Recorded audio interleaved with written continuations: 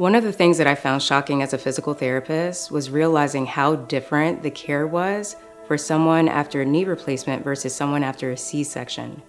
I could guarantee that a person would see a physical therapist in the hospital twice a day, could see them at home, and probably see them in the first 2 weeks within the clinic. After a C-section, where there's so much demand on that person to care for their baby, to care for themselves, they're not even given the support, the instruction to get in and out of a bed that's flat, that's without rails, how to heal their incision, how to protect their incision if they're coughing, if they're getting up and down throughout the night. There's just not enough support.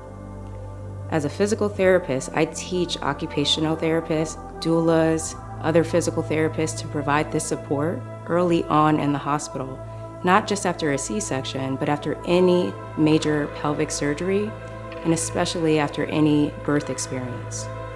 As a pelvic health consultant, you do not need a degree or a special certification to be the point person, just like a doula would for someone who's gone through a major change in their body.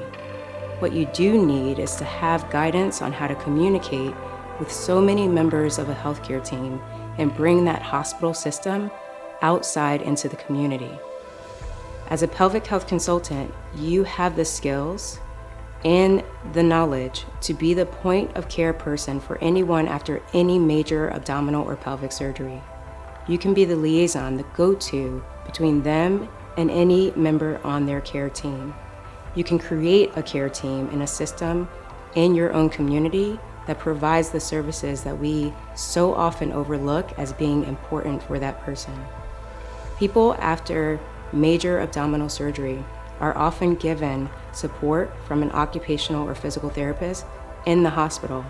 But after a C-section or a hysterectomy, we often do not give that same support to someone before sending them home. You have the ability to change this.